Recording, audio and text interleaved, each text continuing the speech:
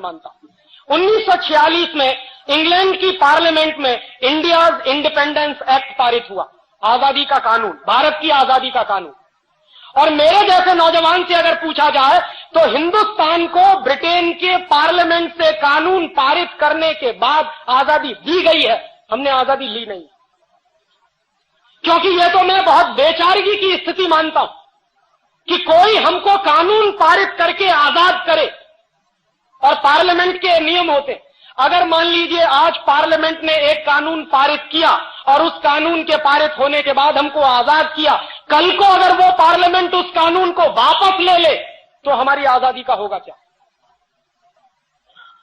इसलिए यह सबसे गंभीर सवाल था कि 1946 में इंग्लैंड का पार्लियामेंट अगर इंडियाज इंडिपेंडेंस एक्ट पारित करता है और उस एक्ट को पारित करने के आधार पर इस देश में कुछ लोगों का चुनाव होता है, जिनकी संविधान सभा बनाई जाती है और उस संविधान सभा के आधार पर कॉन्स्टिट्यूशन का निर्माण होता है। और कॉन्स्टिट्यूशन भी क्या बना है? 1935 में अंग्रेजों ने गवर्नमेंट ऑफ इंडिया रूल पारित किया इस देश पर शासन करने के। और 1935 का जो गवर्नमेंट ऑफ इंडिया रूल था वो हिंदुस्तान को उन्होंने अगले 1000 साल तक गुलाम बनाए रखने के लिए पारित किया। उस गवर्नमेंट ऑफ इंडिया रूल को आजादी के बाद हिंदुस्तान के संविधान का आधार बनाया गया। ये बहुत ही दुर्भाग्यपूर्ण था। दुनिया में कोई भी देश जब आजाद होता है तो पुरानी व्यवस्थाओं को बनाकर नहीं रखता, उठा के फेंक देता। फ्रांस भी अंग्रेजों का गुलाम रहा और फ्रांस ने 1790 में जब वहां क्रांति हुई और फ्रांस की आजादी आई तो फ्रांस ने अंग्रेजों का बनाया हुआ संविधान, फ्रांसीसी लोगों ने अंग्रेजों के बनाए हुए कानून सब उठा के फेंक दिए, तब फ्रांस आजाद हुआ। अमेरिका भी गुलाम रहा है यूरोप के लोगों का, और जब अमेरिका में आजादी आई, अमेरिका अपने सिविल वॉर से बाहर निकला और अमेरिका जब आजाद हुआ तो अमेरिका की आजादी के बाद भी वहां के लोगों ने अंग्रेजों के बनाए हुई जितनी व्यवस्था और कानून थे सब उठा के फेंके। तो मैंने मेरे देश के पुरखों से ये पूछने का सवाल है मेरा, और ये मेरा हक बनता है कि जिस 1935 के गवर्नमेंट ऑफ इंडिया रूल को अंग्रेजों ने इस देश पर शासन करने के लिए बनाया था, उसको हिंदुस्तान के लोगों ने फेंका क्यों नहीं उठा के? क्यों उसको हिंदुस्तान के संविधान का आधार बनाया? और जो संविधान अंग्रेजों के बनाए हुए कानून के आधार पर खड़ा हुआ है वो संविधान इस देश का भला कर नहीं सकता, उस बात से मैं कन्विंस हूं।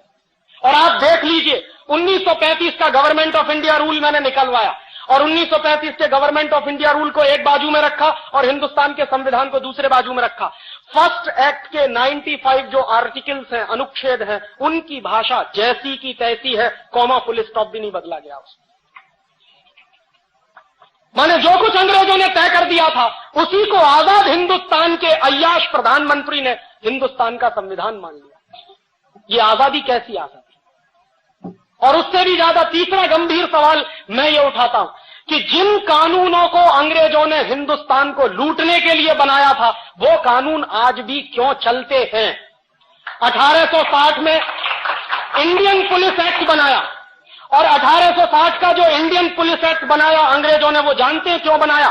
क्योंकि 1857 में बगावत हो गई थी, सारे देश में विद्रोह हो गया था। अंग्रेजों को डर लगने लगा था कि अगर 1857 जैसी बगावत अगर फिर से रिपीट हो गई तो हिंदुस्तान को छोड़कर जाना पड़ेगा। तो उस बगावत को दबाने के लिए अंग्रेजों ने पुलिस की स्थापना की और उस पुलिस को विशेष अधिकार दिए। उनमें से एक महत्वपूर्ण अधिकार था कि पुलिस वाले को डंडा पकड़ा दिया हाथ में, वो आज भी लेके घूमता। और वो जो डंडा पकड़ा दिया पुलिस वाले को हाथ में, उसके साथ कुछ अधिकार दे दिए। क्या अधिकार दे दिए? कि कहीं भी किसी भी जगह पर 5 से ज्यादा लोग इकट्ठे हैं तो उसको लाठी चार्ज करने का अधिकार है, बिना चेतावनी दिए लाठी चार्ज करने का अधिकार। अंग्रेजों ने 1860 में ये इंडियन पुलिस एक्ट बनाया अपनी सरकार को बचाने के लिए, ताकि इस देश में बगावत ना हो और इस देश के लोगों की पिटाई करने के लिए, क्योंकि वो अंग्रेजों के खिलाफ बगावत करना चाहते हैं। वो 1860 का बनाया हुआ इंडियन पुलिस एक्ट आज 1997 में भी चलता है। इसलिए मैं कहता हूं कि आजादी आई नहीं। और उसी साल में अंग्रेजों ने इंडियन सिविल सर्विस एक्ट बनाया। ये जो कलेक्टर होते हैं ना, ये जो जिलाधिकारी होते हैं, ये इंडियन सिविल सर्विस एक्ट अंग्रेजों ने हिंदुस्तान के गांव-गांव के लोगों से रेवेन्यू कलेक्शन करने के लिए, गांव-गांव के लोगों पर अत्याचार करके लगान वसूलने के लिए कलेक्टर की पोस्ट बनाई थी। वो कलेक्टर की पोस्ट आज 1997 में भी जारी है 1860 का इंडियन सिविल सर्विस एक्ट आज भी चलता है। 1858 में उन्होंने इंडियन एजुकेशन एक्ट बनाया, और इंडियन एजुकेशन एक्ट बनाने के पीछे लॉर्ड मैकाले की बहुत स्पष्ट योजना थी। लॉर्ड मैकाले ये कहा करता था कि इस देश को अगर हमेशा हमेशा के लिए गुलाम बनाकर रखना चाहते हो तो हिंदुस्तान की स्वदेशी शिक्षा पद्धति को खत्म करो, उसकी जगह पर अंग्रेजी वाली शिक्षा पद्धति लाओ।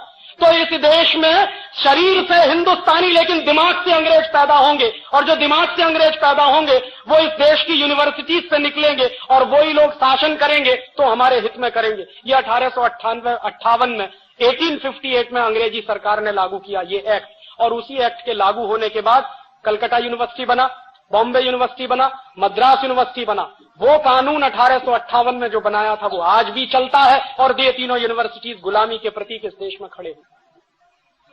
1894 में अंग्रेजी सरकार ने लैंड एक्विजिशन एक्ट बनाया, जमीन को हड़पने का कानून, और जमीन को हड़पने के कानून में हिंदुस्तान में डलहौजी नाम का एक कुख्यात अंग्रेज ऑफिसर था, वो मशहूर था।